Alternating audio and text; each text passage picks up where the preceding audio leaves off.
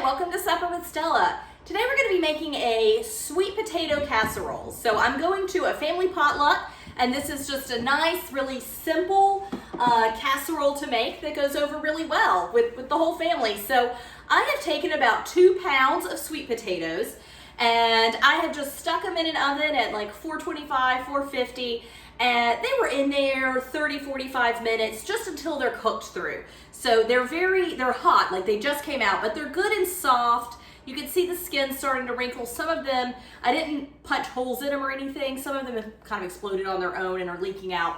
That's fine, okay?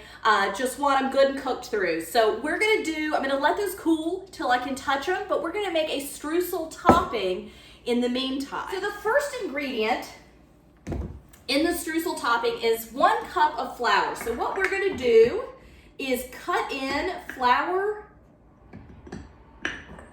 and butter together, and then we're gonna combine some other ingredients with that. 4 tablespoons of butter, and I'm just gonna go ahead and just dice this butter.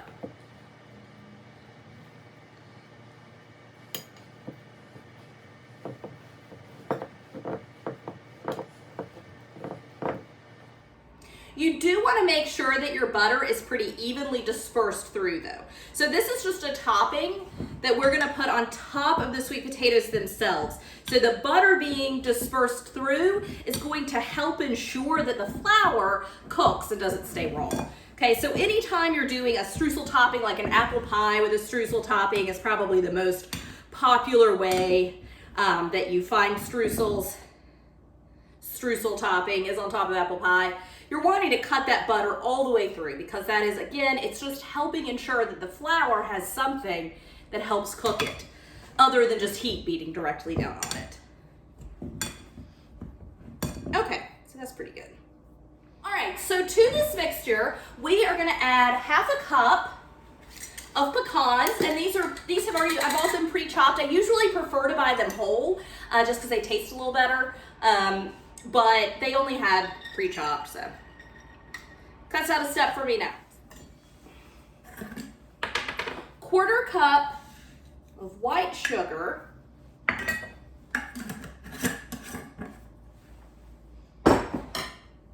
And then 1/4 cup of maple sugar. Now, maple sugar is not something I normally find in a grocery store. There's a company in Maine that I order my maple syrup from. And so I usually will get maple sugar when I order from them. And apparently I've either used more maple sugar than usual, which I don't think I have. I don't really recall using it that frequently.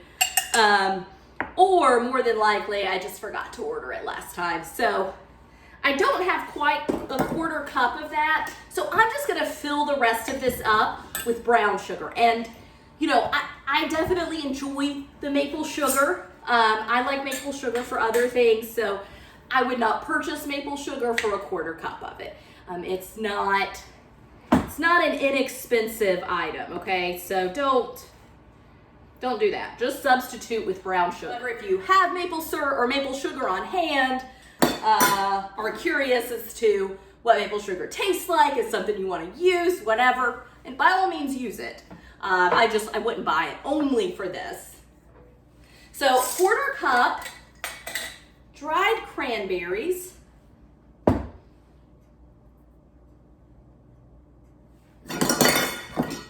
1/4 cup.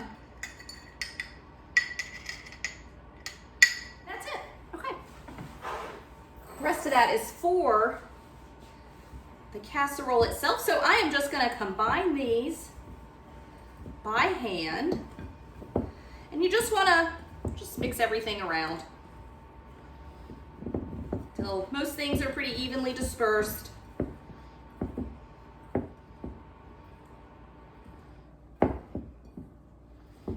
Okay, so now I want to get my sweet potatoes minus the skins into my bowl. So what I'll just do is just kind of slice into them, and they're still pretty warm, and just pull the skin back. Might have to wait a minute before I can do anything else. These really are quite warm still. But I can at least get them sliced into. That'll start cooling them.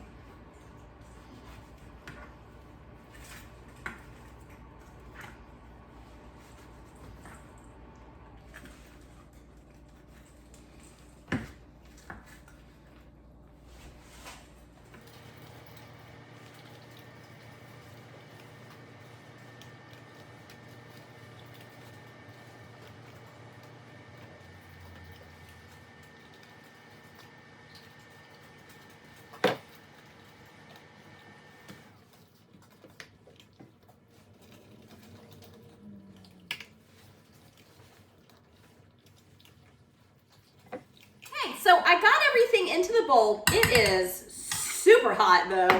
I am gonna just, they're cooked, like I really cooked them. So I'm just gonna mash them with a fork. You could certainly use a potato masher, but these are cooked good through. And with sweet potato casserole, I just think it's easier to maybe err on the side of overcooking a sweet potato, because it doesn't really matter that much in the long run. Oh, this is great.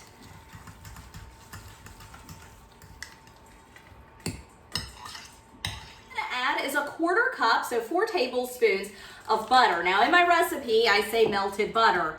However, these potatoes, I also say to let the potatoes cool before you touch them.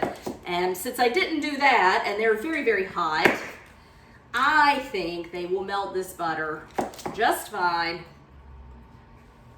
with a few stirs.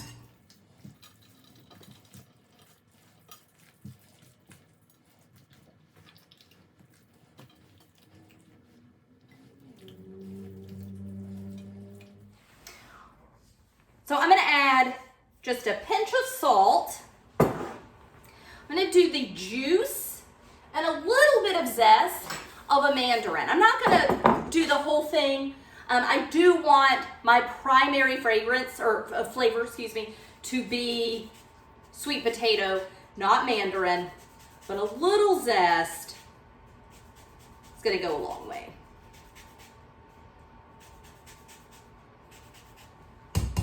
So that's about half a mandarin's worth of zest. I don't even think I need to use my juicer. This one's really soft. So the juice of a mandarin or a clementine, which I recently found out that clementines are mandarins. They're just a type of mandarin that's available generally around the Christmas season. And that's why you often see those.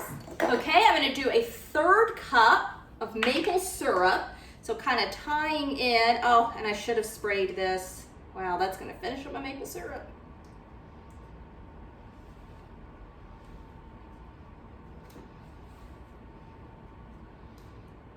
It's really good maple syrup. It's a company called Maine Maple Syrup. Maine Maple Products is the name of the company, and their syrup really is the best. It's so stinking good. Okay, so I'm just gonna go ahead and kind of start mixing things in. I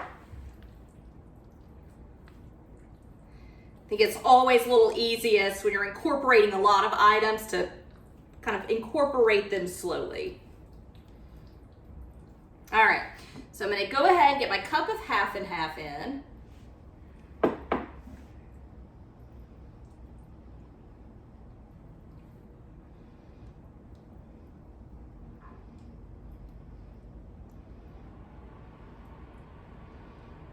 Probably should have added that slowly. Added slowly. All right, so to this we're gonna add 2 eggs.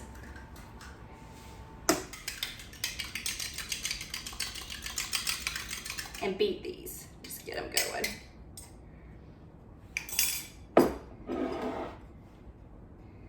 And so normally, once I get all this combined, I would put this in my baking dish. I would top it with the streusel topping, and I would pop it in the oven. That's what I'm gonna do.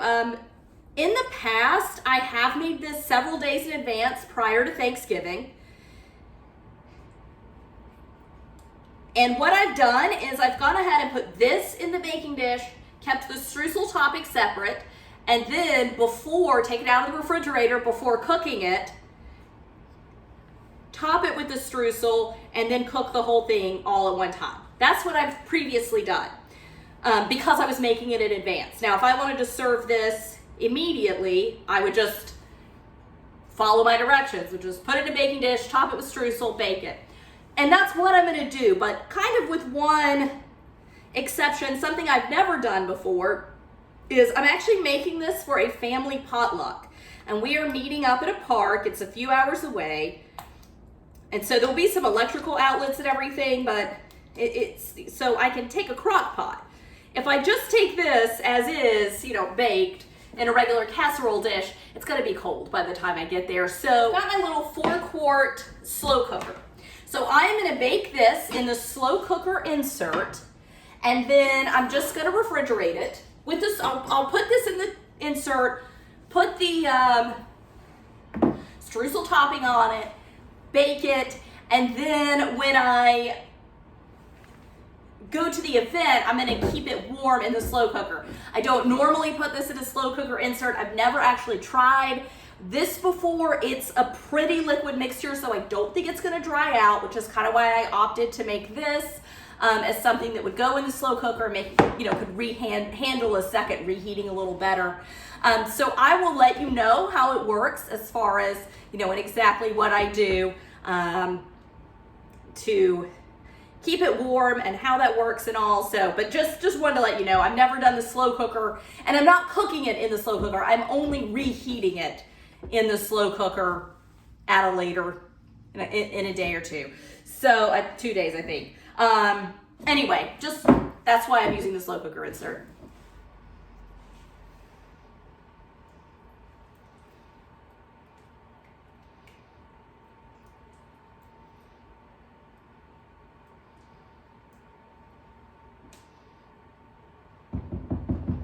Okay, so I'm gonna bake this. I'm gonna put my streusel topping on it. Sorry, where is it? There it is.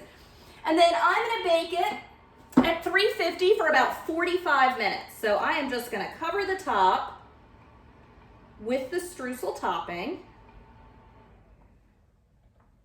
I will let you know how it comes out. Thanks so much for joining me. Bye.